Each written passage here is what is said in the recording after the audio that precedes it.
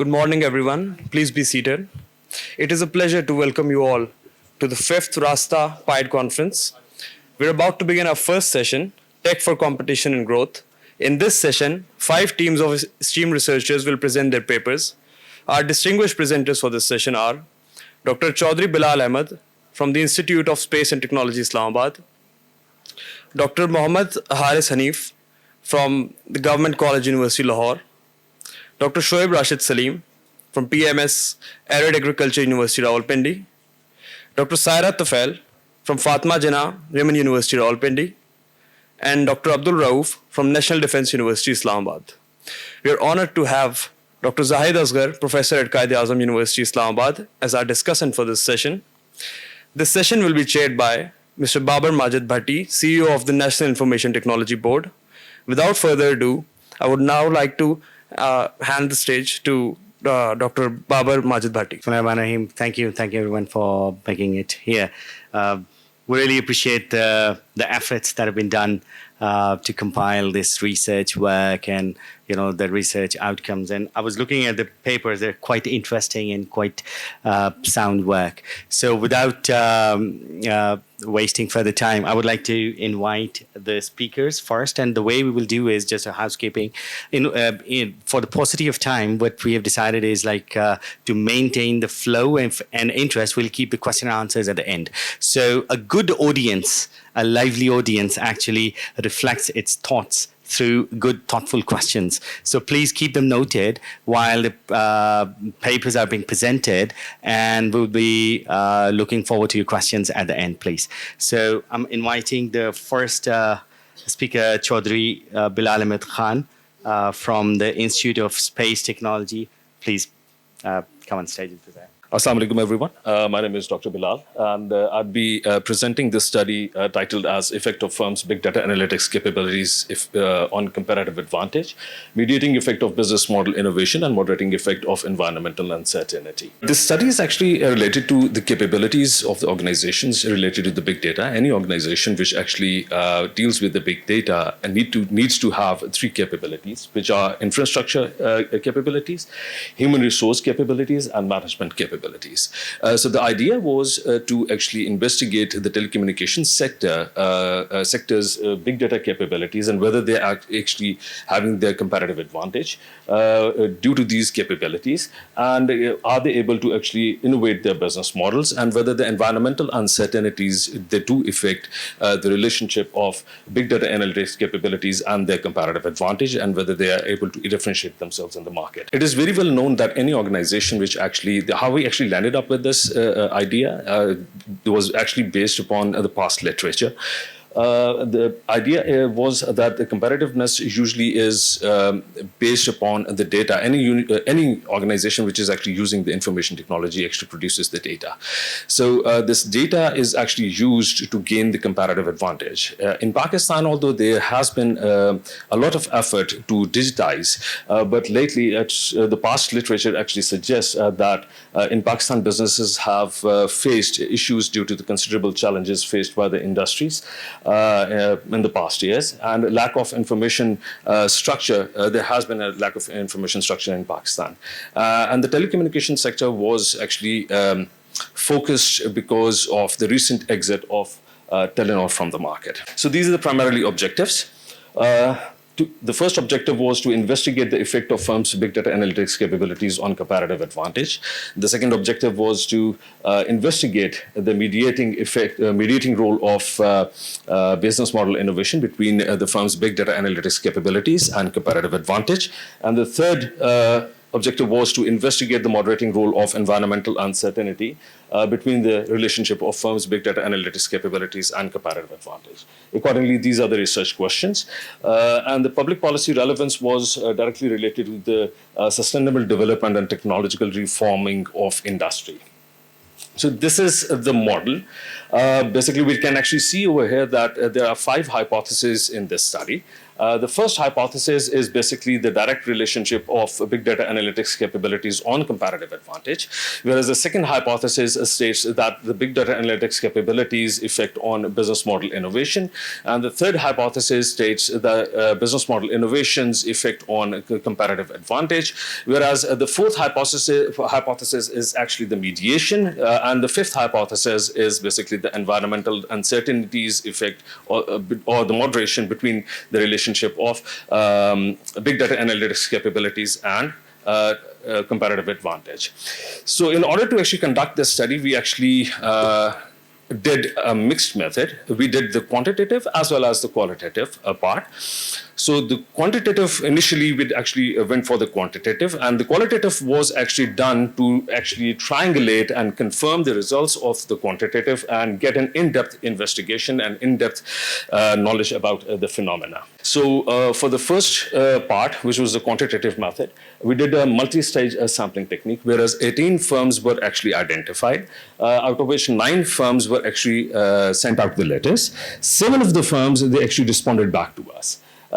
In the second stage, the focal persons were actually identified in these firms, and these focal persons actually they arranged the interviews as well as the identified the branches from which the data had to be collected.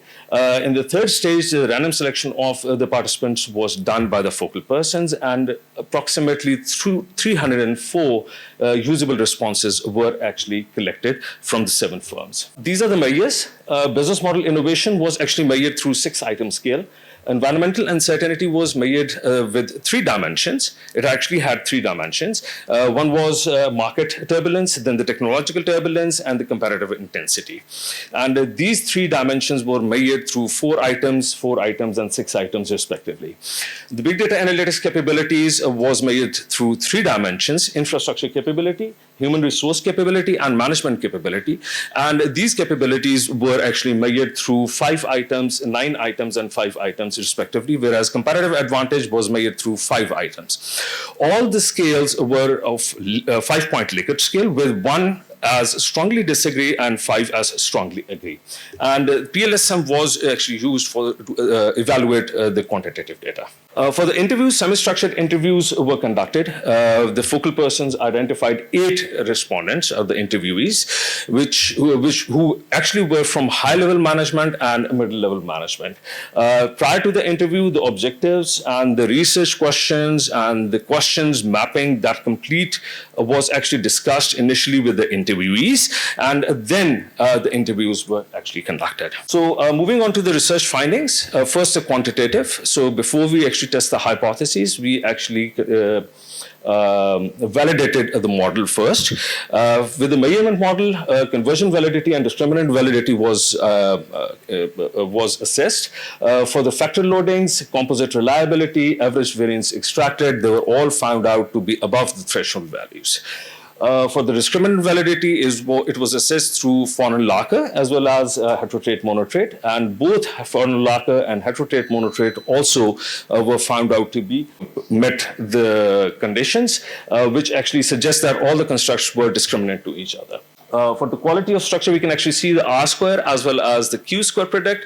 So R square and Q square product both actually are above 70% and 57%. So that actually gives a pretty good value. So this actually also suggests, because the R square product and the Q square product both are more or less the same. So that actually this suggests the quality of the structure and the quality of the data. Hypothesis testing, all the hypotheses were supported. In the first hypothesis, our basically first hypothesis was that the telecommunication firms are the big data analytics capabilities in the telecommunication sector. They actually are affecting significantly the comparative advantage, and if we can actually see that it is actually affecting significantly, and it's basically a positive relationship. For hypothesis 2, big data analytics capabilities do significantly affect the business model innovation, which is again a positive effect. The third hypothesis is business model innovation and comparative advantage, which is again a significant effect and a positive. And the mediation is also significant and positive. Whereas the fifth hypothesis, the result of the fifth hypothesis was very interesting. It actually shows a significant effect, but a negative reverse relationship actually. So this actually means that in the first hypothesis, where it was actually stated that the big data analytics capabilities reflects positively towards the competitive advantage, this environmental uncertainty, which actually is comprised of three dimensions: technological turbulence, market turbulence, and competitive intensity, they actually makes that relationship reverse or a negative. So when we started investigating and triangulating and did our qualitative study, it was identified that the firms do have these capabilities. These capabilities do benefit the telecommunication organizations to gain the comparative advantage and innovating their business model.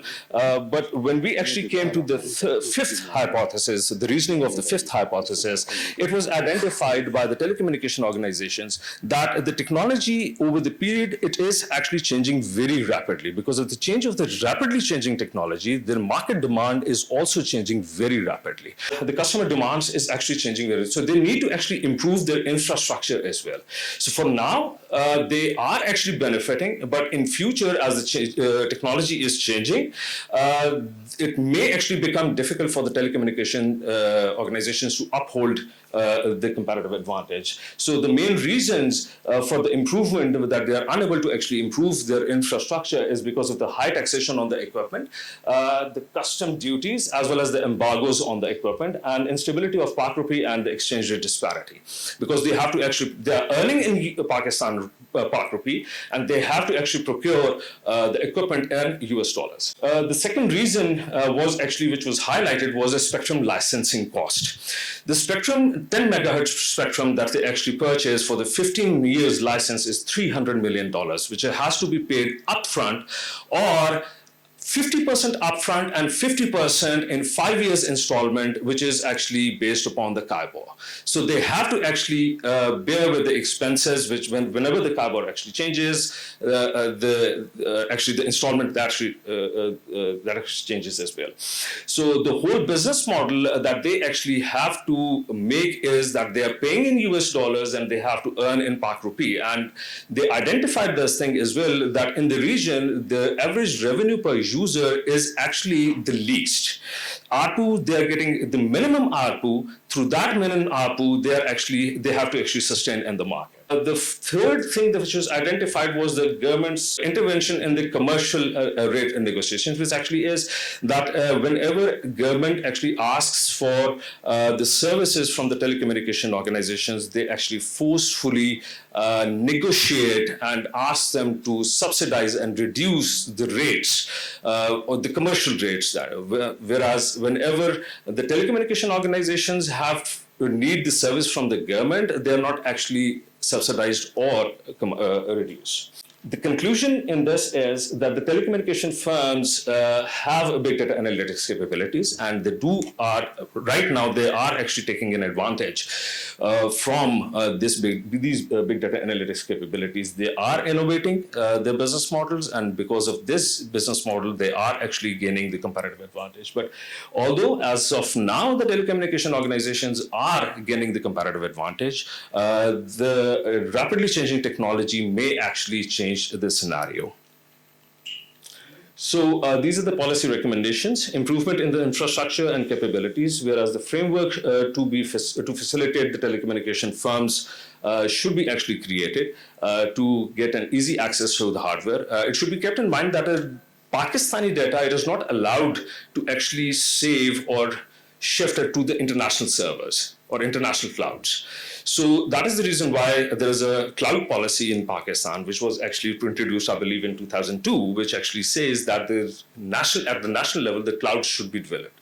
So if the government is actually supporting the development of the cloud, the government should also support in improvement in the infrastructure of these clouds over the period of time, because the technology is actually changing very rapidly. So they should be facilitated by the government. The support of financing should be given, and efforts should be actually done to actually develop the clouds. In case the clouds it's actually becoming very difficult, for the government. The international firms should be actually attracted to actually bring their data centers over here.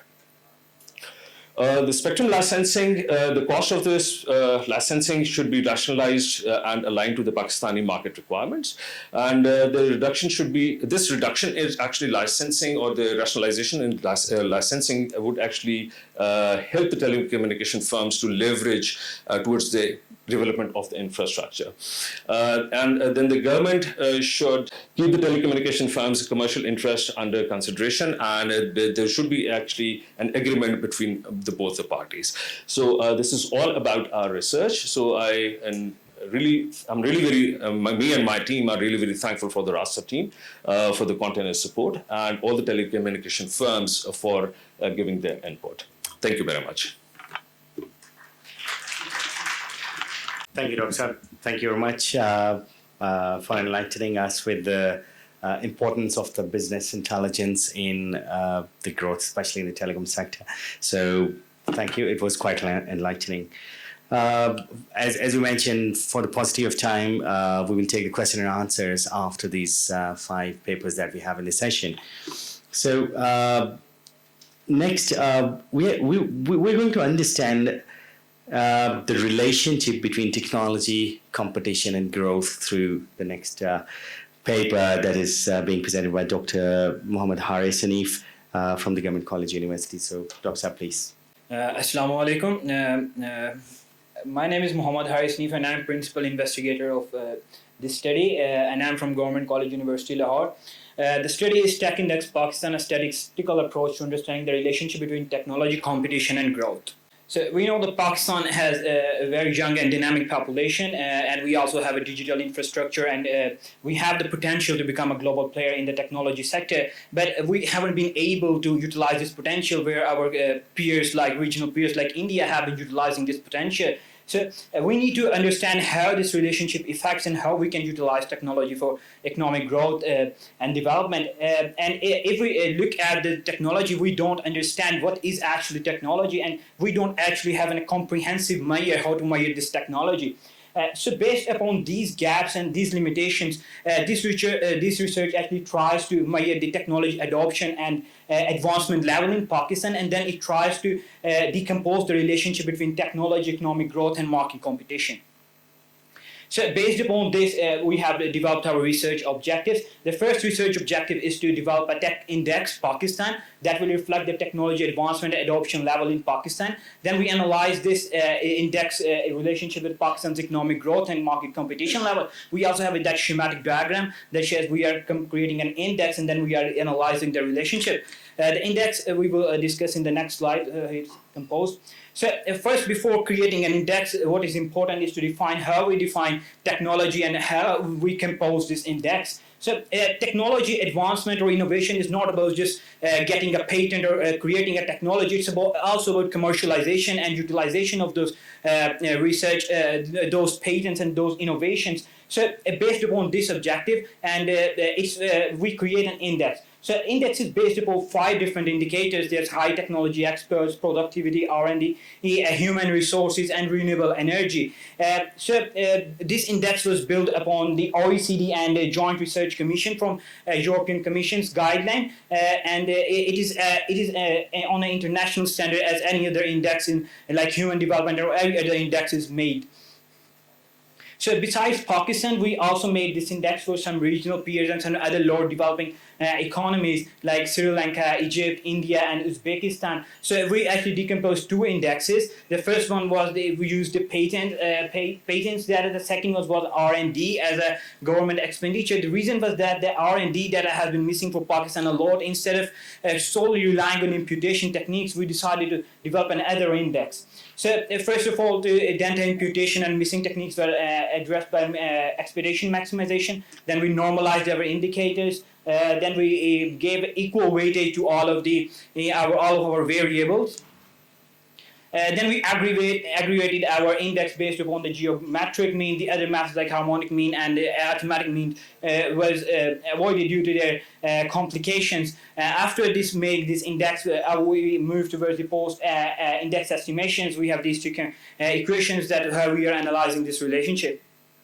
So based upon that index that we have made this index, and there you can see a diagram, a graph of how these index and how these countries are actually moving. So if you look at Pakistan, Pakistan is represented in green line. It has been consistently underperforming all of the other countries in its regional peers. Like if you just look at India, if we started right next to each other, like Pakistan was at 6 points and India was at 7 points, and now India is reaching about 40 points, and we still haven't been reached 20 points. So this shows that there has been some mismatch between what we have been doing over the years. So we need to realize what was happening at this point. So here is a comparison of how this indexes India, and that's comparison with Pakistan. So if we look at India, you can see that India has a very growth strategy over the years. It just showed growth up, and but Pakistan has been facing difficult challenges even to utilize this potential. So to understand the context how India achieved this growth, we have to look into the background. So what India did in the start was India first it wasn't after independence, it wasn't a technology big player in the global sector. So what it decided to import the technology from other countries, and this importation was based upon you're gonna import these machineries and technologies from other countries, and this technology would only be appropriate technology. They were not importing the advanced technologies. They were importing only those technologies that were appropriate for their nation. So then after the importation, they decided to diffuse this technology into different sectors. And after it was completely diffused, what they decided to do was, they said, okay, we are going to put import restrictions on these technologies. So they put high tariffs there, and they then decided to give R&D fundings to their firms, their SMEs, and they even give tax reliefs to them. So also what were doing, they were doing actually reverse engineering. So they decompose the products they have actually imported, and then they are not producing that products over the years by themselves. And then the liberalization came, and when the liberalization policies came in India, and then FDA came in, then FDA just showed its impact here. Like in the 1990s, it was just around, it was negligible, and after in 2000, nearly decade, and so it was reached about 300+%. In compared to Pakistan, Pakistan also has been using the same policies, like and so was. We had an intent, but we didn't have a commitment. Besides, we were we have large-scale manufacturing. The large-scale manufacturing was actually totally missing one point. Was that they were given protectionist policies, but they were solely relying on importation policies. So they actually imported all of the technologies from other countries, and then they weren't actually doing anything else than that. So after that, we analyzed the relationship between these variables: competition, technology competition, and economic growth. So we analyzed the generalized impulse response functions. So if we look at technology, it has a positive impact, but it's not that too much stronger. That actually shows that some difficulty and bottlenecks that we have already talked about. Then if you look at the competition almost has a negligible impact towards the economy, but it turns slightly to be negative. Then we have other relationships like technology to the technology's impact towards the competition, and if you look at it, it's a negative impact, telling you that when the big companies try to import these technologies, it actually negatively impacts the market competition. So they are monopolizing the market, which tells you that we need something to do. So we are furthermore realized these relationship with the regression analysis. We use 2LSLS and OLS estimates. These relationships are almost similar that we have already seen those in diagrams. Like technology is negatively impacting the competition, and then human development has a very also have a positive impact. But then we check if the relationship towards the GDP, the competition actually has negligible impact. The FDI actually has a negative impact, and technological innovation has a positive but very small impact, which tells you that we need some changes. Then human development again has a strong impact. So we also analyze the causality analysis between these variables. So we see that the technology not only causes economic growth, but economic growth in return causes to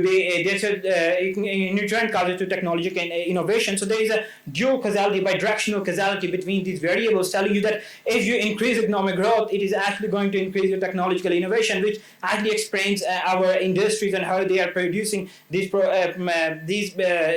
products effects because they are solely relying on importations of intermediate goods. And then we have other relationships like GDP affects FDI, and human development also affects FDI, and competition also affects FDI. So a conclusion is that macroeconomic and political instability has one of the with improper implementation and poor framework has hampered the country's technological advancement. Over the years, Pakistan has actually become a good user of high-tech advances instead of actually becoming an innovator of these technologies. Besides, technological advancement may consolidate market power, as revealed by these relationships we have just found. Pakistan's tech ecosystem also contributes, but has a weaker magnitude, which tells us we have structural bottlenecks and difficulties. Then at last, we have excessive competition and fragmentation. Low-value sectors may restrain resources, which tells us a negligible negative impact. At last, our policy recommendations are focused on vertical transfer of technology, a triple helix model that has been developed by different countries such as India, how they have harnessed growth. And similarly, this model was also implemented by Egypt. Also, we need to use the reverse engineering for reinvention of technology to develop our capabilities. Then, in compared to the regional peers and global other developing countries, our R&D spending is really low. Then we also need to provision of incentives to firms to R&D, especially small firms, so they get a chance. So we also need antitrust policies to large-scale manufacturers, and also we need to focus on human development and STEM education. Thank you. That's all from my side. Thank you very much, Harisab. It was quite lengthy and an interesting approach, statistical approach to unleashing the problem and the recommendation. I think they're quite actionable, so I just made a note of them. And transfer technology is indeed what we need for our economic growth. Capacity, yes, of course. Coming from the industry, I can vouch that the capacity is one of the biggest challenges we're facing in Pakistan today. So thank you for presenting your work. Now let's move towards the agricultural sector. So we'll understand the adoption of agricultural UAVs by small to large land holding farms. So I'll welcome on the stage Dr. Shreb Rashid Salim from PMAS Arid Agricultural University. So please. Thank you very much for providing the opportunity to present some of the findings of my research. So we were looking at the UAVs, and which is basically agriculture drones, and how they are being adopted in Pakistan, and what are the policy challenges. So just to talk about the drones are primarily being used for military purposes, but in 2010, early 2000s, work started on the development of agriculture drones. And then in 2010s, the China took over the market, and they started developing the drones primarily for the agriculture purposes. And still China is leading this industry in terms of producing the drones and the adoption of this technology throughout the country. And the drone industry is estimated to be about 280 billion by 2030, which is a huge number. And Pakistan, seeing at the potential of being an agriculture economy, so we are also looking at the adoption of these modern technology, considering the effects of climate change and environment. So in terms of the availability of drones, there are primarily two types of drones, which is like monitoring drones and then the spraying drones. So monitoring drones are being used for crop monitoring services such as phenotyping and crop health, water scarcity estimation, and other agricultural needs like pest infestation. So this is basically the role of monitoring drone, but our focus for this study was basically on the spraying drone, which is being used at a different scales. So we have 10-liter drones, and then 15 and 17-liter drone, and then the large drones. So these are available in the market, but there are the primary advantages of using these drones is the time saving, labor saving, and also reducing the environmental impacts because we are not having a direct contact with the supplier. So this is some of the advantages of using this technology. So the problem statement that we face, like in terms of looking at the feedback from different farmers that were visiting our center, that these are technologies are being adopted, but we don't know the basic constraint that why the farmers are not being able to adopt these technologies and at what rates they are willing to pay for these technologies in terms of spraying purposes.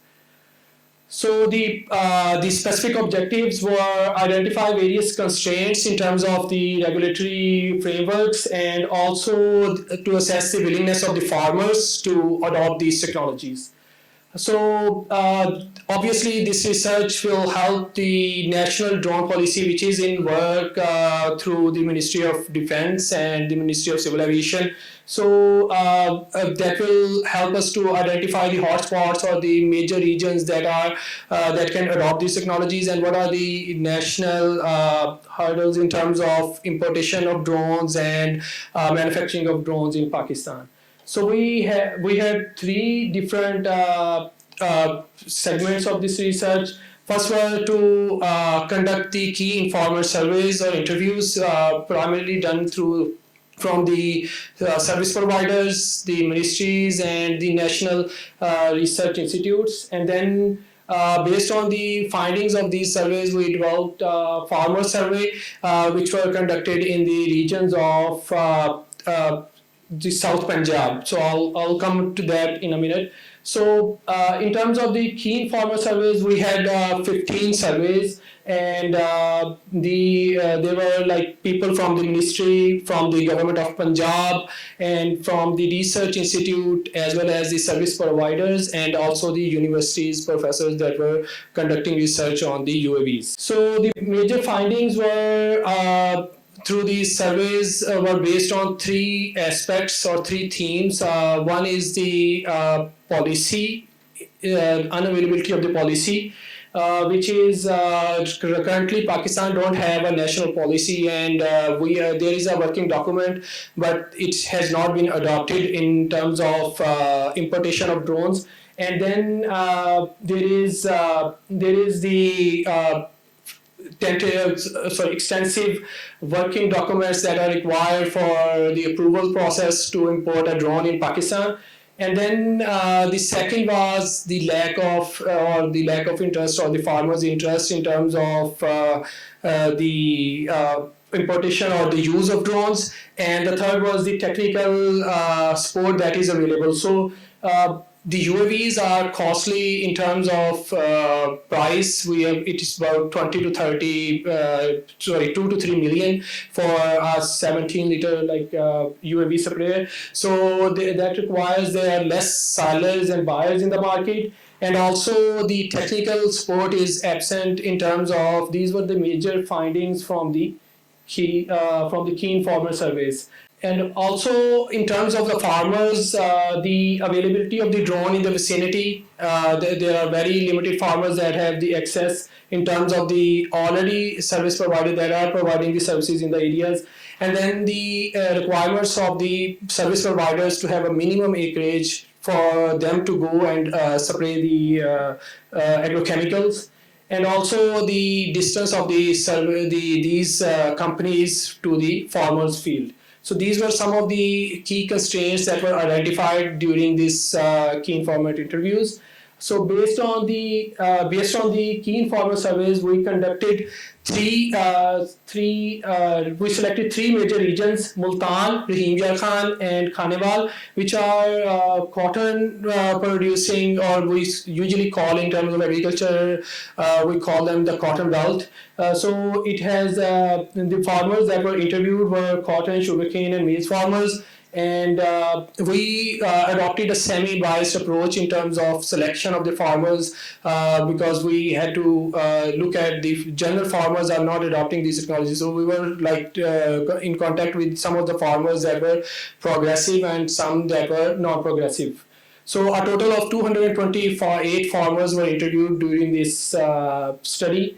73 from Multan, 55 from Khanewal, and 100 from Rahim Yar Khan. So in terms of presenting the preliminary results of the finding, we had the age distribution mainly were between 30 to 50 years, covering about 75% of the farmers community. And in terms of the gender distribution, there were 80% of the farmers were male, 20% of the female, especially through the Better Cotton Initiative program launched by a private NGO firm. So in terms of the education or literacy rate, the 50% of the farmers were primary or below, and 20% were high school or college education, and only 10% has the college or university education. So now we developed some of the themes that came up was the awareness of the farmers. So where they get the information from. So based on the preliminary results, we had about most of the farmers that had the this information about the UAVs were through the word of mouth or from the other farmers. And which were about 80% of one of the study on the farm mechanization we conducted in 2019. So there's a significant improvement in terms of the social media intervention in adoption of some of these technologies. And then the second theme that we were looking at that how the farmers are perceiving the benefits of these technologies, like in terms of how they are looking at that if they adopt these technologies, so what would be the result? So 60% of the farmers were in agreement that the UAVs intervention will reduce the labor cost, and 40% were that if we are doing the crop monitoring services, that will improve our farm productivity. And 25% of the farmers, the surveyed farmers had clearly stated that they don't see any benefit from the adoption of the UAVs, and 30% of the farmers were uncertain about the benefits of any of these questions. So in terms of the willingness of pay, we put forward based on the keen farmer surveys, the minimum price they were providing the service as was about 500 rupees per acre. So that was our primarily like the selection criteria for the price. So about 40% of the farmers were willing to pay at 500 rupees per acre in the surveyed regions, and even like 25% were more interested in adoption of these technologies. So they were also willing to pay a bit more than the 500 rupees threshold. But 35% of the farmers were reluctant to even pay at the 500 rupees per acre. So citing the cost, especially the small scale farmers.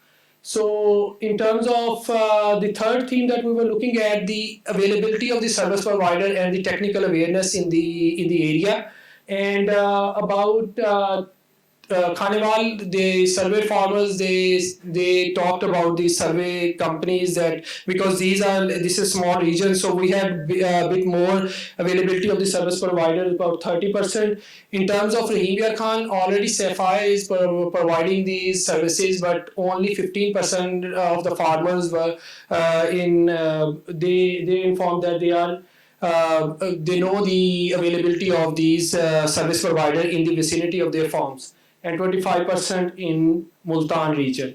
And in terms of the training of both the service providers and the farmers, 50% were not interested. So they were like they were willing to adopt the technologies, but they were not interested in terms of any kind of training.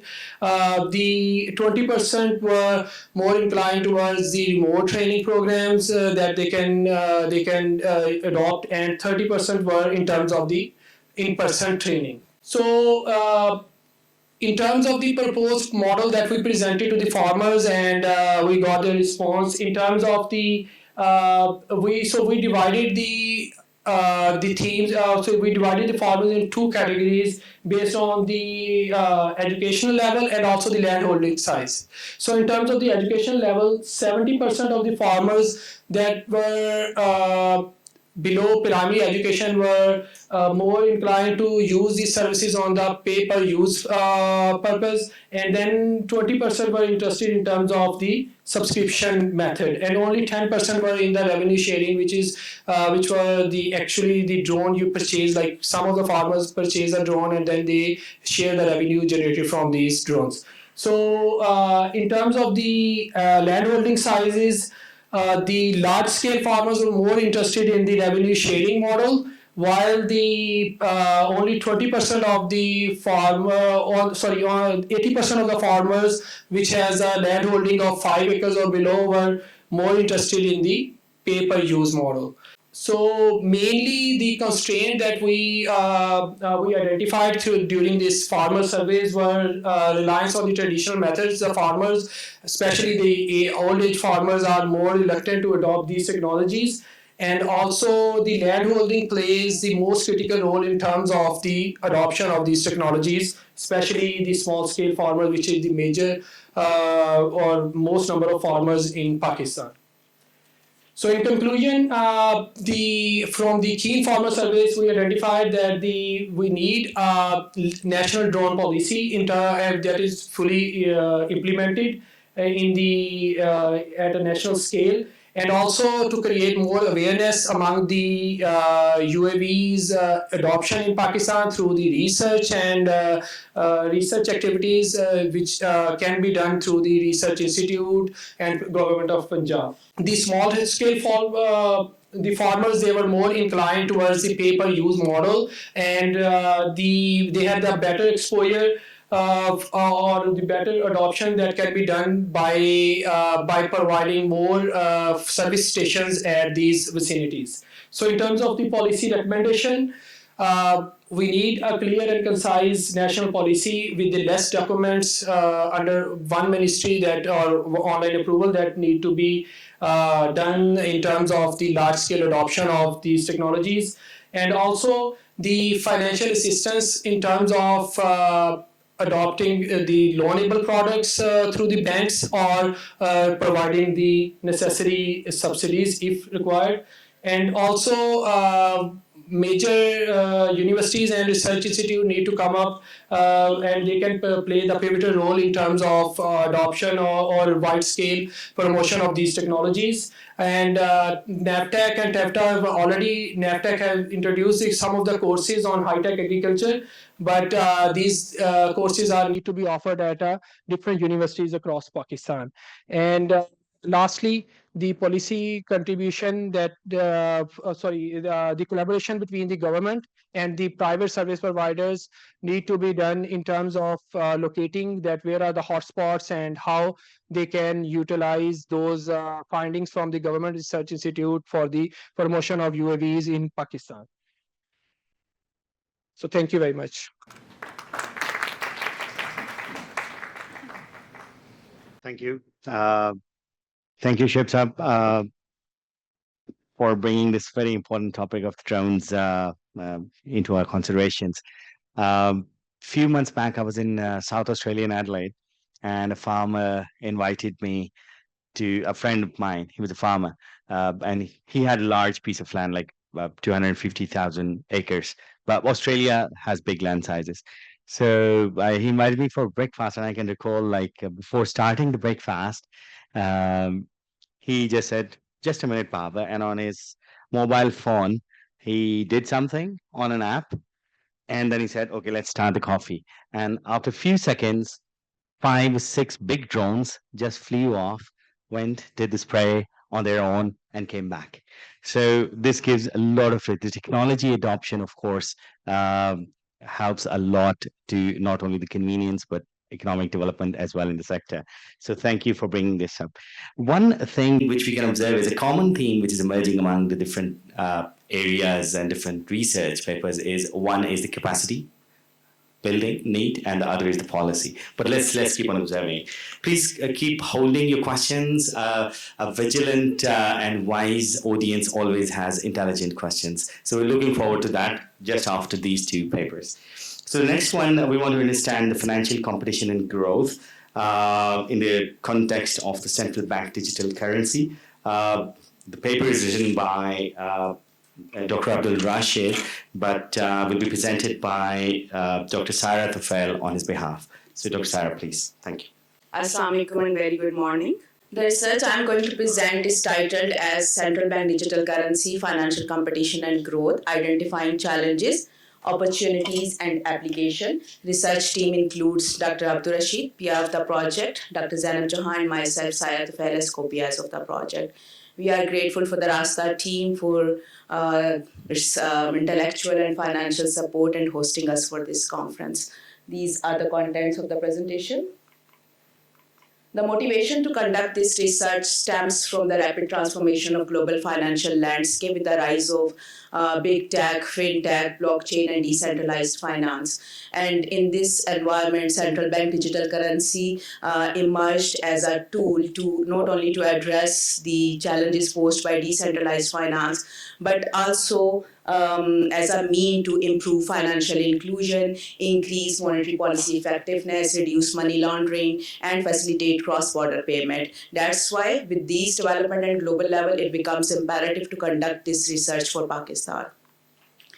Some preliminaries regarding CBDC, the central bank digital currency. Central bank digital currency is a digital form of fiat physical currency, so it qualifies the legal standard and performs conventional currency roles. But as it comes in digital form, it has certain other attributes. For example, depending on intended user, it may appear as a retail CBDC, which is available to the public, and it may appear as a wholesale CBDC, which only circulates in the financial sector. As far as implementation and issuance are concerned, it may appear as account-based or a token-based CBDC. Similarly, it may be intermediated in many modes like single-tier CBDC, where central bank issues and manage the CBDC, or it may be issued in the form of hybrid currency, where financial intermediaries and other financial service providers also play their role in the intermediation of the currency. All over the world, 134 countries are exploring CBDC, and countries are diverse. Their motivation to explore CBDCs are heterogeneous, but largely or broadly speaking, developing countries are exploring CBDC to increase financial inclusion, while developed countries are exploring to have more easy and convenient cross-border payment. It is also worth noting here that 17 countries have terminated the CBDC project because they don't see any emergent need of CBDC in near future. Pakistan is at the research stage of CBDC according to Atlantic Council, and Pakistan presents a very unique and interesting and complex case of studying the CBDC. For example, in Pakistan, the technological and financial advancement, like in the form of OneLink, Rast, Buna Rast, are showing that Pakistan is advancing on financial and technological front. But at the same time, 80% of transactions are still cash-based, and the savings are done most of the time in cash. Similarly, if you look at the population demographics, the digital divide and the divide in the use of financial services is very distinct. And financial infrastructure, technological infrastructure is quite fragile and vulnerable. So given the nature of these challenges and opportunities, it becomes imperative to study that how and in which form CBDC can be implemented for Pakistan. So the study is set to achieve these four objectives. The first objective of the study is to conduct a comprehensive literature review using bibliographic mapping and systematic literature review, just to know that what is happening around the globe. And the second objective of the research is to identify the factors which can speed up the process of CBDC launch and implementation or otherwise can hamper it. The third objective of the study is to understand and compare the financial, technological, and macroeconomic ecosystem of Pakistan with the other countries who are working on CBDC. The fourth objective of study is to know that whether we can accommodate CBDC in our existing regulatory framework. And in the last, the fifth objective of the study is to know the level of preparedness and awareness of public journal, public, merchant, financial institution, which are actually key stakeholder of financial architecture in Pakistan, to know whether they are prepared to adopt CBDC or not. The objectives are diverse. That's why we have used mixed method approach, including both qualitative and quantitative analysis. Qualitative analysis is conducted to achieve the first, second, and the fourth objective of the study, and they are relying on conventional literature view, bibliographic mapping, systematic literature view, and synthesis analysis. For achieving the third, and the fifth objective of the study, questionnaire is designed, and the primary data is collected from the general public, merchants, and financial institution. The study is conducted in the twin cities of Pakistan, and these are the numbers of the respondent from each category. And all the important steps to ensure the reliability of the data from the questionnaire, like ethical consideration and pilot testing, is already done, and the survey results are presented in the form of graphs. The findings of the objective 1 and 2. The objective 1 and 2 are done actually or are achieved using the bibliographic mapping, and the data is collected from the Scopus database and presented in the form of network analysis. The network analysis of last 3 years are presented here, while the previous network analysis can be found in the report. The network analysis showed that potential benefits associated with CBDC's financial inclusion, increased effectiveness of monetary policy, and reducing the illicit financial flows. And there are certain risks and challenges are also associated, like cybersecurity concern, the lack of public adoption, confidentiality issues, and financial sector instability. Lately, in the recent year, the research is more focused on assessing the technological requirement of CBDC. The same research is used to conduct systematic literature review, and the research is bifurcated into institutional research and academic research. While the focus of institutional research is on the operational side of CBDC, and the focus of academic research is to explore the implication of CBDC in the form of payment system efficiency and promoting financial inclusion or improving financial sector profile. The mind maps also show that there are certain very severe risks associated with CBDC, like it can disrupt the whole banking sector. It can result in the form of bank disintermediation. There is a risk of currency crisis or the financial instability. There are certain literature shows, synthesis analysis shows the certain factors which can actually affect the adoption of CBDC, and institutional research showed that usefulness of the CBDC system is the most important factor, while academic research shows the usefulness. Research including Pakistan shows that financial inclusion can lead to the quick adoption of CBDC. As far as benefits are concerned, the institutional literature reports financial inclusion as the most promised benefit, while the academic research focuses on security plus financial inclusion. Research including Pakistan shows that the security of the payment is the most professed benefit of CBDC. As far as implications are concerned, institutional research focuses on the implication of CBDC for monetary policy transmission mechanism, while the academic research focuses on the financial instability concerns of CBDC. The findings of objective 3. The objective 3 is actually performed or attained through the secondary data analysis. The number of variables depicting the macroeconomic, technological, financial, open economy sectors are displayed in the form of choropleth mapping, and distribution analysis is done. I have presented here only 2 indicators. The rest can be found in the report. As far as monetary policy indicators, which are closely related with the CBDC, show that central bank independence or monetary policy independence are not a good predictor of CBDC. However, exchange rate stability is a prerequisite to launch and implement CBDC in all over the world, and again in Pakistan also. So as far as Pakistan condition or the performance on monetary policy indicators are concerned, it is satisfactory, and it gives us green signal to go and test CBDC in the pilot form. As far as financial sector indicators are concerned, actually the financial sector indicators are not a trigger or driver of CBDC, rather they are considered as an implication or consequence of CBDC. So as Pakistan condition is concerned, we are expecting that after the launch of CBDC, financial sector profile of Pakistan will improve substantially.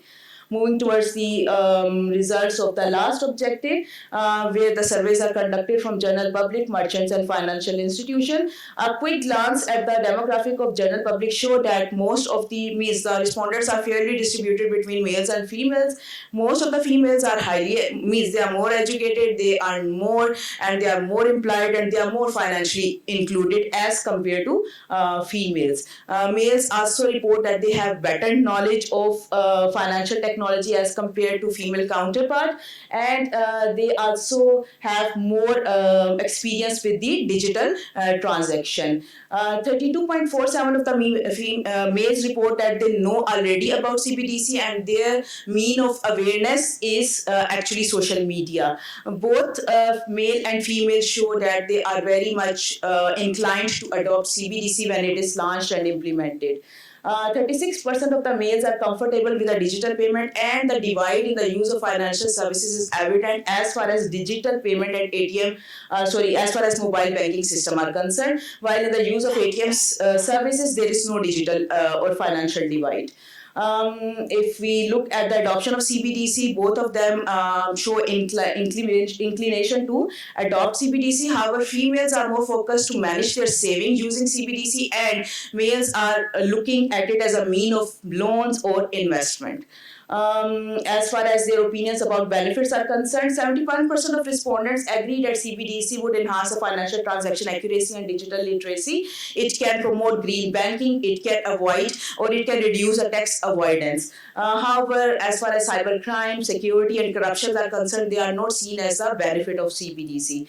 As far as perceived ease of use is concerned, most of the respondents are of the view that CBDC adoption will make transaction and payment more easy. As far as challenges are concerned, the challenges are very much, you can say, usual. For example, the low literacy rate, the lack of financial and digital literacy, affordability of smartphones may hinder the adoption of CBDC in Pakistan. Moreover, general public reported that there is lack of communication between financial intermediaries, general public, and State Bank of Pakistan. Financial exclusion, political will, and Sharia compliance is also used as significant barriers for the adoption of CBDC. If we look at the compatibility, general public reported that the CBDC is already compatible with the means they are using for financial transaction.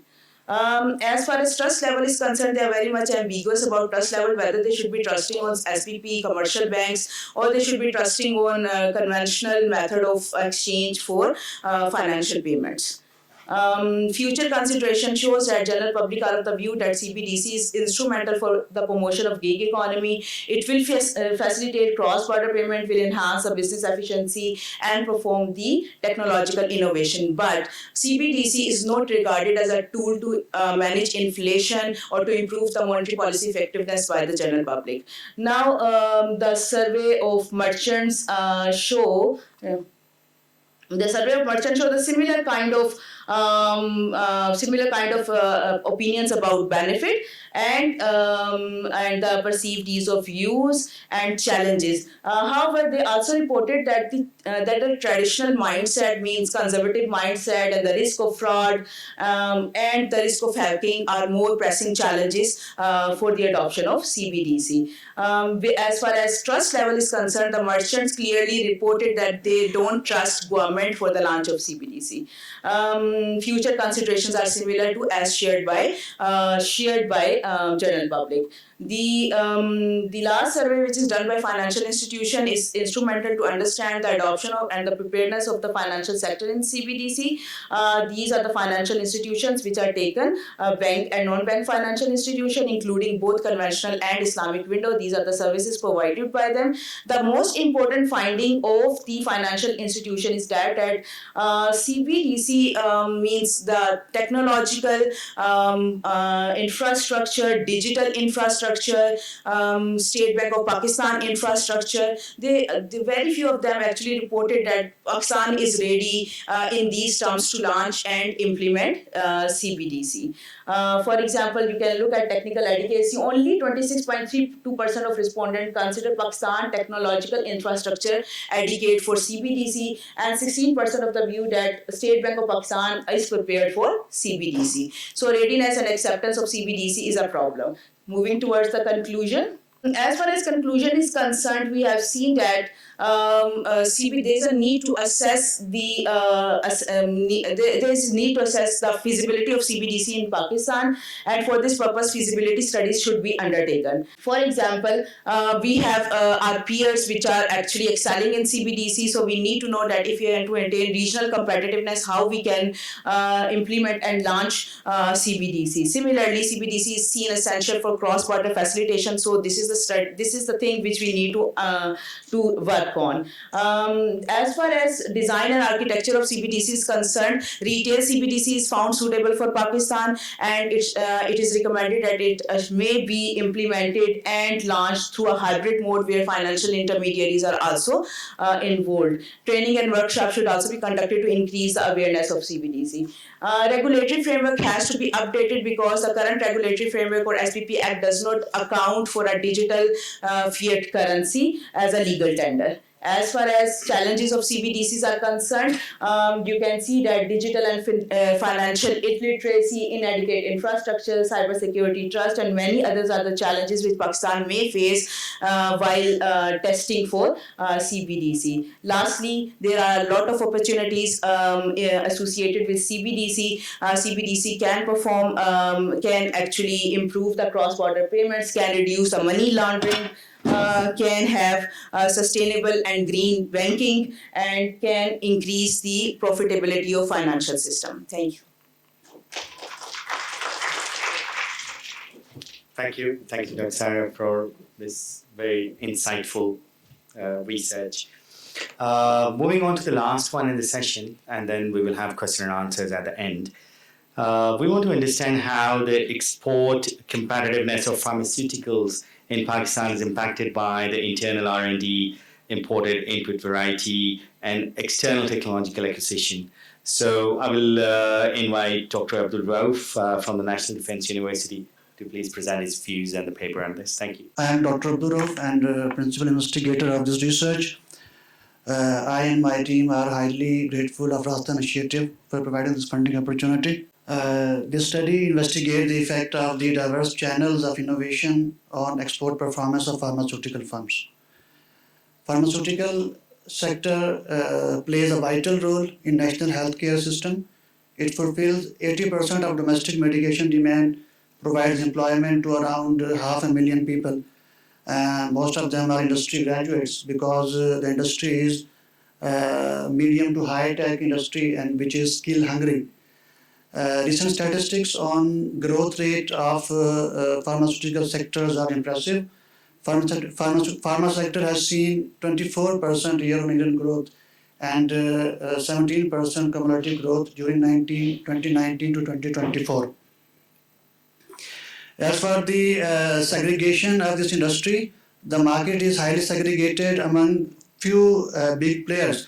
Top 5% firms constitute or hold 31% of the market share, and top 10 firms constitute 46% of the market share. As for export competitiveness of the sector, the global competitiveness of the sector is weak, relatively weak, as per textile, ICT, and other sectors. Export performance of pharmaceutical firms is like it has seen 12% year-on-year growth, and there are a few big players who are involved in export of pharmaceutical firms. We can see from the table provided in the top right panel that Gates Pharma alone shares 29% of the export market. Similarly, we are having only a few export destinations which are developing countries. For example, our export to Afghanistan alone are around 40%. So 40% of medication demand, medication exports are going to Afghanistan. Similarly, as for the product base, 80% of exports are concentrated in only two products which are low valuated. Basically, as for pharmaceutical industry, we are formulation industry in which we import API and then mix them and dilute them and then package them and then export them in the form of finished goods. So there is no novel drug discovery, or there is no moving towards the novel therapeutic avenues which are trending nowadays. So we in this study are investigating what is the regulatory and R&D barriers which restrict innovation capability of pharmaceutical firms. And then we are also interested in the export challenges of pharmaceutical firms. These are such objectives. Objective one has been answered through qualitative data using semi-structured interviews. The objective two is has been fulfilled using questionnaires, and then we have conducted conclusions. Some questions of this study. So, unlike textile and ICT sector, a systematic empirical assessment of pharma industry is scarce, and then pharma is high-tech dominated by large firms which are more likely to innovate and export. Thus, examining the link between innovation and export is critical in pharmaceutical sector. As for policy points, the study provides useful insight for strategic trade policy framework and pharmaceutical export strategy framework. Similarly, our study will provide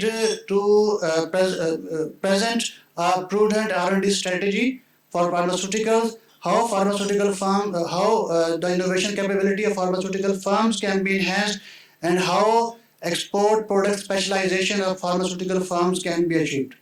Research design of this study is primarily based on qualitative data and quantitative data.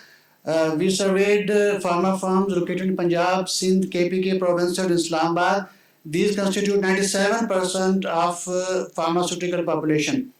We also conducted semi-structured interviews from industry experts, pharma association members, academia, and government officials from DRAG. Our sample size was 100, which is 16% of population. The response rate is low due to sensitive nature of industry, secrecy issues, and less exposure to innovation activities or export activities. Because many firms are comprised of 2 or 3 sections, they are less involved in export or innovation activities. So this table shows the response rate, which was lowest from Lahore and which was highest from Peshawar. So this is the answer of research question 1, which has been collected through semi-structured interviews, which highlight the regulatory issues, R&D rigidities, export challenges of pharmaceutical firms. The top 4 main regulatory barriers are stringent regulatory requirement, lack of draft capacity, specifically HR capacity, lack of technical capacity for biologicals and AI-based medicine. The world is moving from smaller molecules to biologicals and AI-based medicines.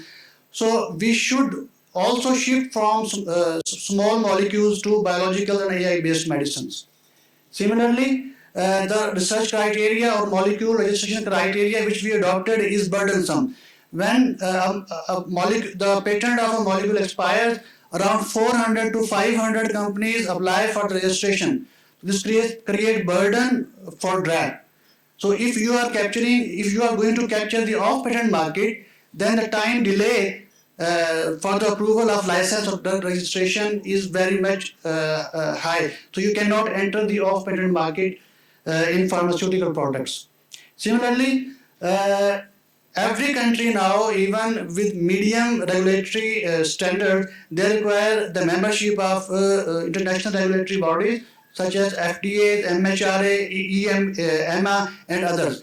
So non-membership in Pakistan, only 3 to 4 firms have these membership. Otherwise, firms in Pakistan don't invest in membership of international regulatory bodies. Similarly, plants are not accredited, and then bioequivalence studies, which are mandatory requirement for drug registration for export, they are not provided. Then another rigidity is the low retention rate of export proceeds. Pakistani pharmaceutical firms, they rely on branding. For that, they need to keep a distribution channel, a branding network in host country, in other country. For them, they require to pay in dollars. While the retention rate of export proceeds is low in pharmaceutical sector as compared to IIT's 50% and publishers 33%. Similarly, there's a huge issue of price rigidity. The price decision, it goes to cabinet, and then cabinet decide the prices of drugs, especially the essential drugs, the drugs which are listed in essential drug list.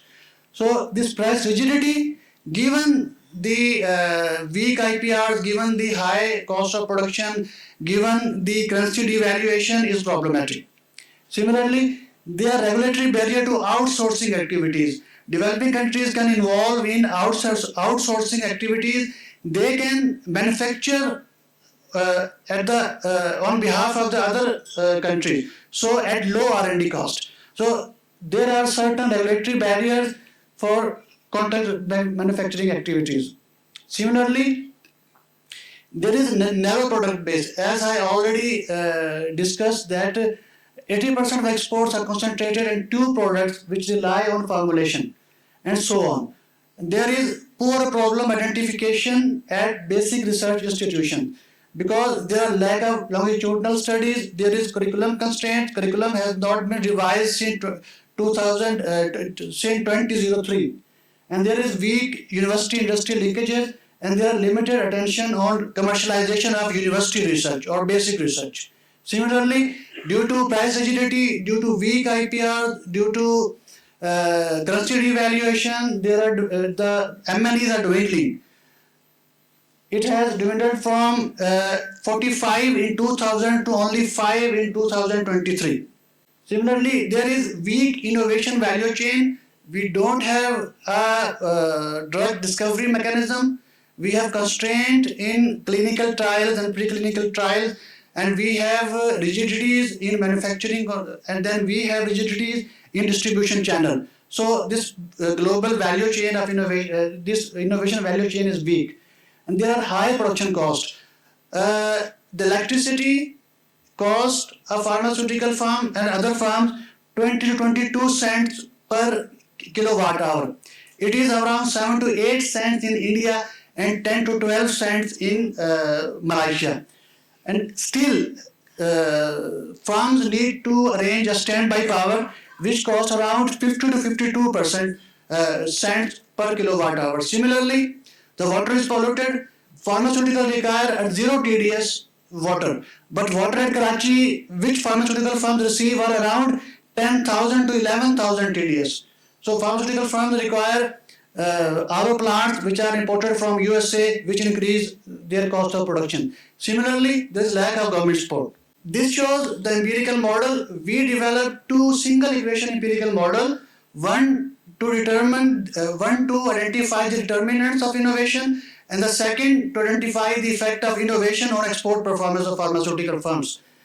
Within these models, we put different types of diverse variables which belongs to firm characteristics, the sources of innovation which involve domestic sources of innovation, the external sources of innovation. Then we involve different types of innovation, technological innovation, non-technological innovation, and then we have different factors such as regulatory factors, industry factors, and so on. Now quickly moving to the determinants of firm level innovation. Firm size, human capital, firm productivity are crucial determinants of firm decision to innovate. Similarly, external technology acquisition, that is import of machinery, licensing of machinery, training of human resource, they are also significant. Similarly, university research group or industry linkages, joint venture between firms and indigenization policy, and then the network resources and knowledge spillovers from outsourcing activities, they all are important for innovation. Similarly, as for the effect of innovation and firm performance, firm size, firm membership of international regulatory bodies, DRAPS membership of PICS countries is important for export. The effect of technological, which is product innovation, process innovation, and non-technological innovation, that is marketing innovation and organization innovation, is beneficial for export. Similarly, there is a need to diversify the product base for export competitiveness, and we require infrastructure development for export competitiveness. Among our key recommendations, we recommend three-pronged R&D strategy: R&D for high quality generics so that we can export them, R&D for drug discovery, and R&D for shifting to biologicals. And how would it happen? From next 3 to 5 years, industry players, they should come together, they should build up a consortia where scientists from academia, they should be invited to discover, to do research, to discover molecule. Similarly, government can utilize central research funds, which are collected from pharmaceutical firms. And firms should focus on plant accreditation so that they can get membership of international regulatory bodies and they will be able to export more. Similarly, if we cannot discover molecule in 2 to 5 years, then we can be a source of clinical trials or outsourcing or toll manufacturing activities. We need to develop a public-private partnership or joint ventures for indigenization of technology. And then we should require technology transfer. We can acquire technology from China or Germany for vaccine development. It can lead to import substitution. DRAB should develop a criteria to limit registration of a single molecule so that the slack time for entering the off-patent market should be decreased. We suggest that DRAB should seek amendment in Drug Act 1976 to ensure the utilization of central research fund and to utilize them in academia and to upgrade research labs. Similarly, DRAB should seek to revise toll manufacturing policy, providing flexibility of time, resource, and product limit. Similarly, a change in curriculum is pertinent to accreditation standard. New therapeutic avenues should be included in the curriculum, and AI-based medicine curriculum should be revised. Similarly, a viable university-industry linkages is efficient for problem identification, implementation, and regulation. We recommend that the slack time of commercial activities should be decreased. DRAB should liaison with the Ministry of Commerce to increase the speed of these commercial activities so that the off-patent market can be captured. We suggest the revision of existing APIs policy because 95% of APIs are imported, which create a lot of burden as a production cost. The increase in USD retention limit, which can be increased from 15% to 20-25%. What is the way forward? We should concentrate on product diversification, and then we should seek to capture off-patent market. We should promote outsourcing activities, and then we should receive technology transfer for indigenous vaccine development. Thank you. Thank you, Dr. Of course, these recommendations play a key role in moving forward as we go as a nation. So we discussed in this session there were 5 papers, and the role of technology in competition and growth. We have 15 minutes for the question and answer. So I will request Dr. Zahid Asghar Saab to convene the questions. So could we please receive the mics? I will invite Dr. Zahid Asghar Saab to come as a discussant and please shed some light on these papers. Thank you. Thank you very much. So all these papers are really very good contribution to the economic growth and policy framework. So across these 5 papers, a couple of points which are very common. Those are that research questions are framed in a too broad way. So basically, we are not getting what is precisely under discussion. There is one observation across all these for at least 4 papers out of 5. So that's what is my observation from this. Right? We have too many hypotheses, and each variable is given causal interpretation, which is not probably the right thing. So in this way, we have so many policies coming out of it, we don't know what to do with that. Then policy recommendations, as I see from the last paper, previous papers, they are not emerging from the analysis which have been carried out. Those are very generic in nature. As such, there is no specific element in that policy which we can recommend to the Sarkar that this is the key. If you do this one, this will bring this much benefit. That point is missing. Whereas on technical sites, correlation among binary variables, continuous variables, that's very common thing, and we are applying regression in couple of papers without having in-depth understanding that how binary variable and continuous variable, and on the basis of those correlation matrix, we are basically trying to make very strong statements. Mixed method research approach is opted in most of the papers, but usually there is disconnect that you get something from your qualitative, from your personal judgment, from these things, and then you try to verify empirically that this is really happening. So what's happening in most of the papers that we have one part qualitative, another part quantitative. There is no linkages between these. So these are my common observations across these 5 papers, right? So now I'll be try to be very brief about each specific paper. That the very last one, pharmaceutical. So please rethink your policies and what is your analysis, right? Policies should come out of your analysis, and policies should be brief, precise, and specific. Right? These are very general terms, and we with product diversification, cost, and all these things. So that's what I expect. This big data analytics, that's very important thing, right? That's very important thing, that how big data analytics capacity is basically driving telco sector, and you have a strong theoretical framework, RCVs and DCVs, that's okay. How basically this can be applied to other sectors like health, retail, or some other sectors, that should be taken care of. And your policy should also be what you have done in your analysis, that will be great. Rather than we make very, very general statement at the end, your analysis is good, go with that. And then we have this UAV, unmanned aerial vehicles.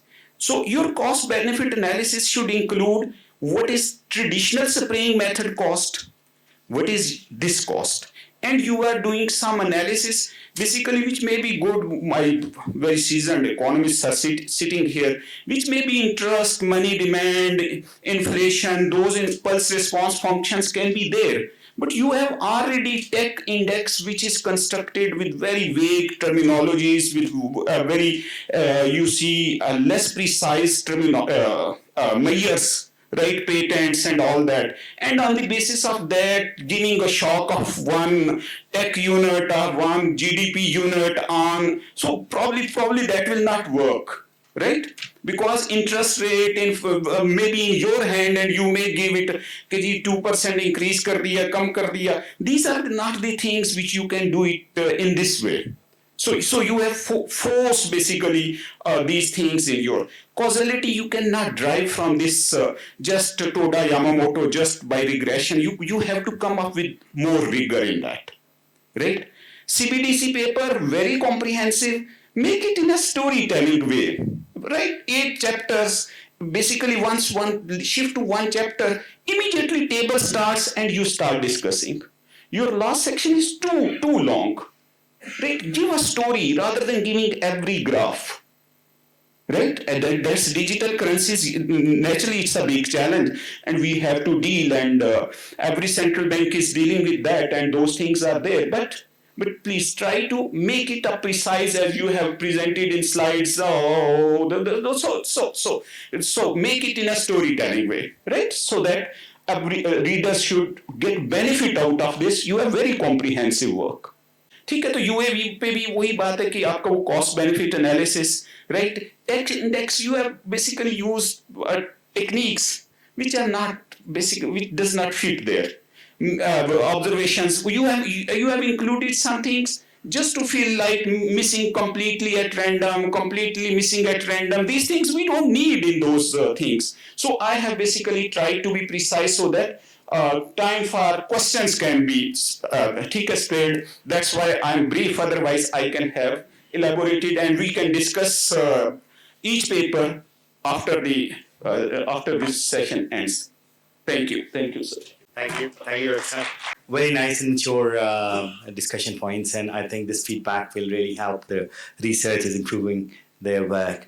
So now is the time for the audience, the comments, questions, and your lively participation is actually reflected in the thoughtful questions. So questions, please. Yes.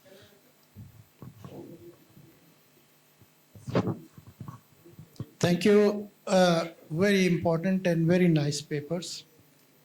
All of them, I would say, are good stock-taking exercises. What I was wishing from all these papers were that they will give us some sort of future, forward-looking, futuristic strategies, very specific for government institutions and entities. For example, I would like to know why drones are not flying in this country and there are security concerns everywhere. Yes. How, with these security concerns, we can fly drones in this country? Similarly, there is a tussle going on between HEC, Ministry of Planning, and Ministry of Education. No one knows what is the vision for education in this country. So unless or until we have specifics to do, the generality will not lead us to anywhere. Some specific questions on first paper. Outcome is heavily biased towards the players who are doing business in this country. The government viewpoint is missing so that we have a balanced approach and balanced strategy. In the second paper, we are still talking about STEM, science, technology, engineering, and mathematics. The world has moved on from STEM to STEAM. That includes arts now. Yes. I, being an economist, I would love to have A there, and that A is missing. True. Similarly, when talking about drones, we can also talk about affordability concerns. While the government of Punjab and many other governments, provincial governments, are subsidizing solar panels for irrigation purposes, why can't we subsidize drones also? If there is a will, we can do it. Thank you. Thank you. Thank you very much. Ji, Dr. Shabana from Lahore Garrison University. First, I have a question from Chaudry Bilal. I have basically thinking about that your unit of analysis is organizations and companies basically. But you have selected only 7 companies and you collected multiple responses from the companies. This is the commonly we do it. We just does not justify, whereas the unit of analysis is companies, we must have a large number of companies for testing of hypothesis, right? So you may have some justification for it. The second question is from Dr. Saira. Dr. Saira, you used different databases for institutional research and for the academic research. Why you use different databases? And while the database of the research, academic research is clear that you use Scopus database, right? But what was the database of institutional research? Secondly, your study was such a comprehensive one, but I could not take any 2 or 3 takeaways. If you could tell us any 1 or 2 takeaways, that would be really helpful. Thank you. Thank you. Thank you very much. Thank you very much. My name is Hassan Gilani. I work for the state television as a news reporter. The question is addressed to the panel. Jo bhi aap mein se answer karna chahe. Recently, we have seen a flurry of visits taking place from Pakistan and vice versa to deepen cooperation with different countries, particularly China and then Central Asia. Even now, the Prime Minister is in Central Asia. Are we benefiting from their technological expertise, their technical advancements when it comes to improving Pakistan technologically, especially in the agriculture sector? At least I haven't seen any drone flying and irrigation going on in the agriculture fields. So are we benefiting from the technical expertise of our friendly countries? Thank you. Thank you, sir. Mahmood Khalid from PIDE. I'll take off from where Gilani has actually concluded to the panel that what's the actual missing element in this? We are now having a knowledge corridor and other corridors with China. But somehow, as we've also mentioned, the technology transfer is not happening. Yes. Is it the kind of missing markets in this? Is it kind of from the very fundamentals from where our human capital is developed?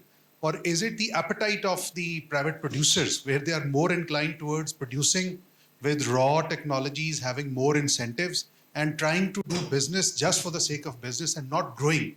Just yesterday, I was having an MRI of my friend. I was just amazed at the very composed nature of that particular machine and the cost which was paid for importing that. But back of it, it's actually the process through which they have come to this.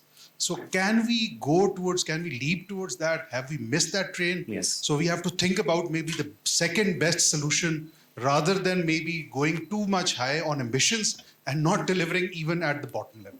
Wonderful. Very good questions. I'll come to these questions if the authors are not able to answer. Yeah. First, I will request Chaudry, Dr. Chaudry Bilal sir to respond to the questions, please. Thank you very much for very useful questions. Primarily, the answer is actually on the first. I'll just start from the proposal time.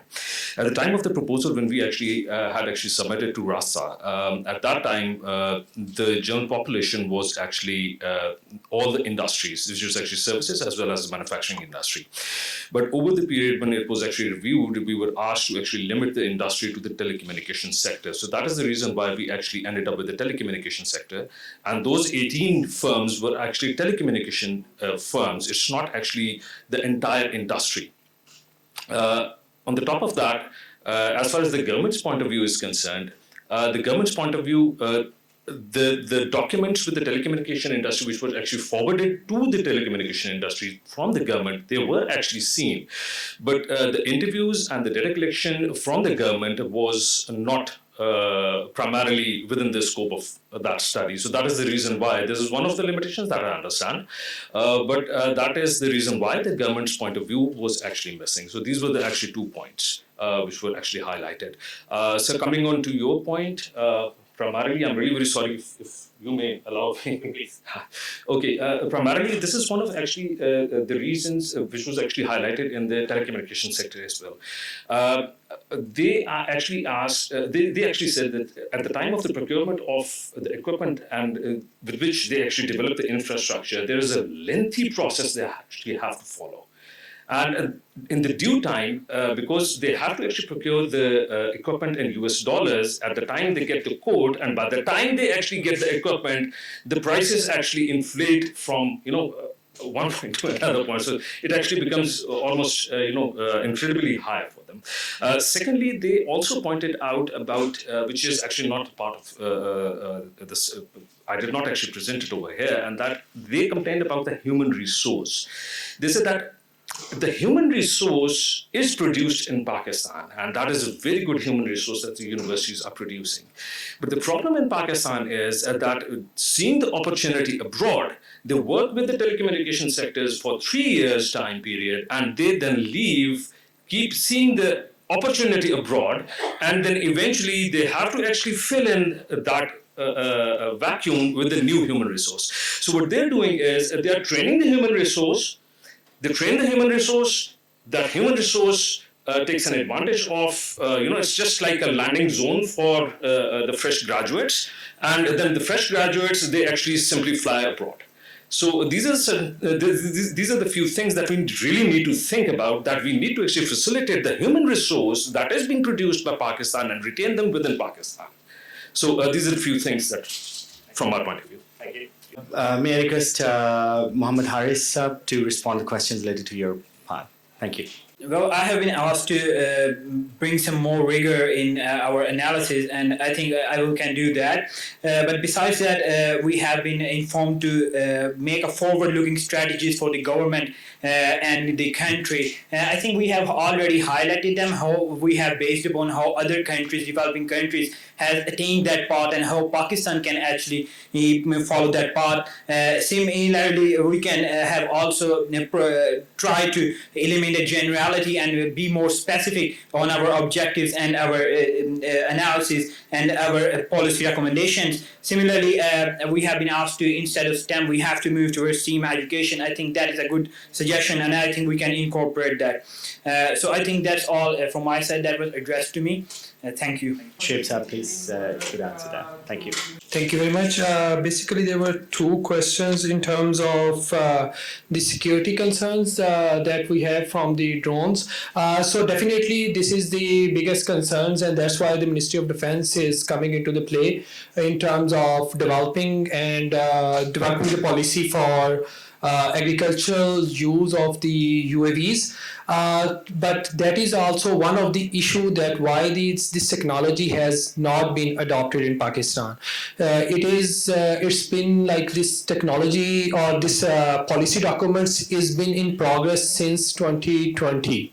So it's more than 4 years, and the industry has gone. So industry has like transformed completely in terms of the adoption of these drones. So this is the biggest challenge that in terms of the importation of drones. So I'll give just a brief example that we were importing a drone. It was gifted from the University Southwest China Agriculture University from China, and it took more than 1.5 years to clear their drones. So single drone, it was an agriculture drone.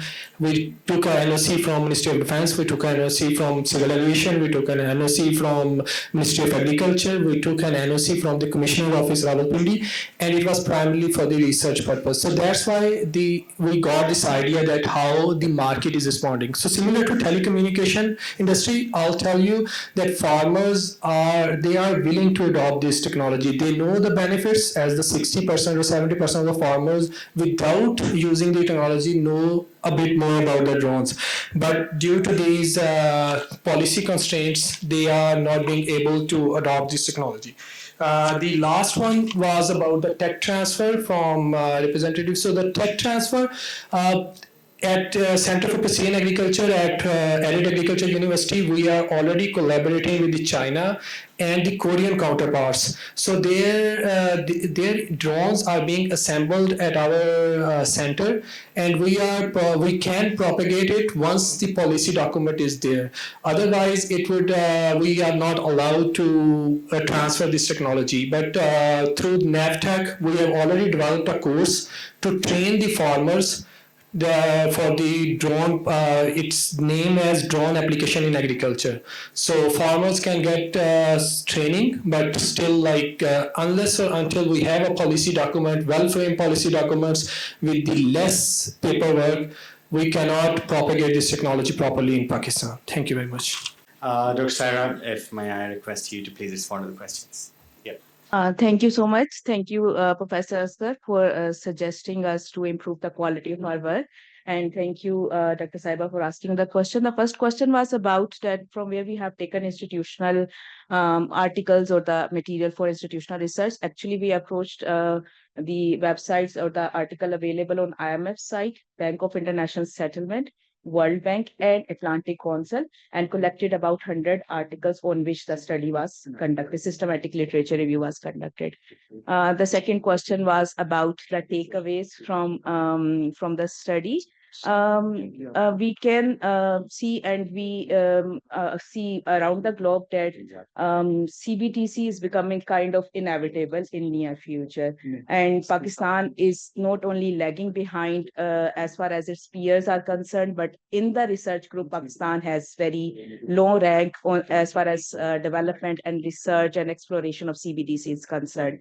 So our research is giving us, for example, the academia, institutions, and the regulatory framework the starting point or a pioneering study that from where to start the search. For example, in the study, we have analyzed this thing that though CBDC requires very complicated technological infrastructure, financial infrastructure, but Pakistan does not have that kind of you can say technological or financial infrastructure. So this is the first thing we government and SPP with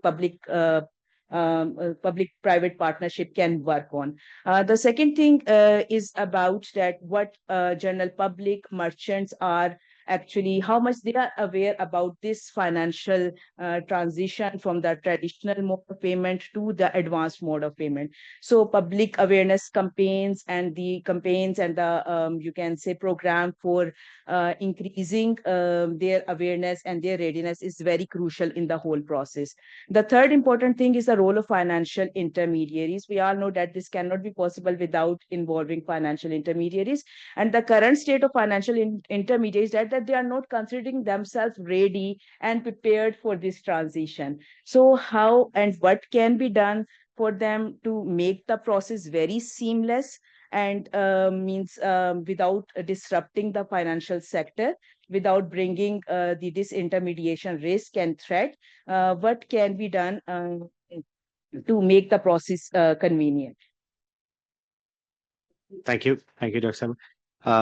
May I request Dr. Abdul Rauf to please respond to the questions related to your part? So thank you so much for your comment. We will be definitely working to revise our recommendations so that they may emerge from the analysis and to provide a well-directed and focused recommendation. Thank you. Thank you. So now, a couple of comments which we still need to answer about the transfer technology and are we learning. I'll give you a perspective what I have observed. I'll give it from two lenses. I've been in Pakistan for over 1.5 years now, and before that, past 2.5 decades, 25 years, I spent in the international market. So there are two different perspectives.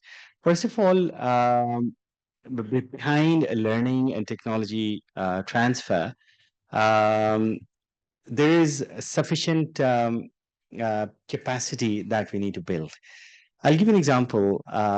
When I was in the international market, like 15 years ago, I was heading an organization called Ericsson. I was the head of North Middle East. I brought resources from all over the world globally to deliver the challenges that we were facing. And I did include Pakistani workforce as well. There are a couple of challenges which I faced. The first one was engaging Pakistani resources in the international market was cumbersome in terms of the recruitments. And this precisely, I'm glad that when we're working here as part of the government today, we're solving it. Why? Because when one Pakistani resource is given a job offer, before they can come out and join in the international market, there's a sufficient process. And we've just discovered that there are more than 18 points of clearance, including the protectorate and other, which they have to take. And the turnaround time of that clearance process is around 3 months. In the international market, we can't wait for that much time. So we go to the countries where we can have the resource quickly available in the international market, like a day, a week, or maximum a month. So this is one constraint that we need to improve.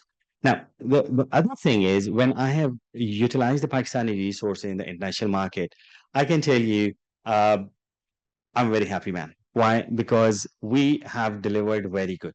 So I can tell you what we are producing from our industry, from our universities. We might not have covered those things in the curriculum. I'm not talking about the curriculum, but the quality of the resources in terms of their capability to adapt to the challenges and deliver is superb. So thank you. Big hand to all of you, actually, for that. So this is what I was always glad about, and I was always proud of the Pakistani resources. And even myself, I'm a proud of Pakistan as well. Nowhere in the world ever I faced that I was not able to deliver something, a big challenge, which even the Harvard graduates were delivering with me as well. Now, another thing, now from internal lens, because this is what I still need to understand as well.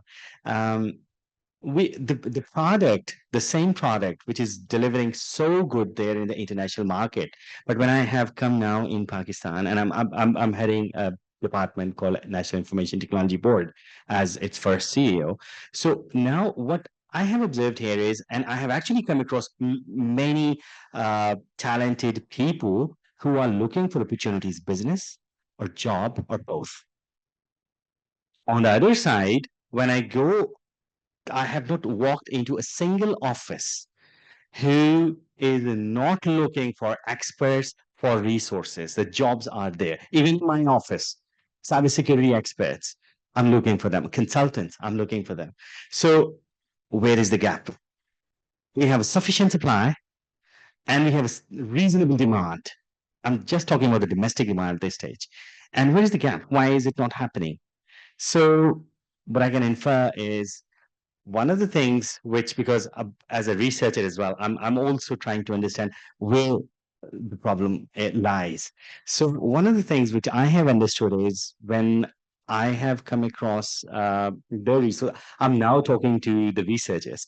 So when I come across the research and I've come towards the professionals who are looking for jobs and opportunities, they are not ready to deliver because since the session is about the role of tech in the economic development, the thing is, um, gone are the days of 1960 when I would induct someone and I would train them for a period of 6 months, and then I would expect them to start delivering. No, today's world moves fast. We need ready resources who come today and start solving the problem.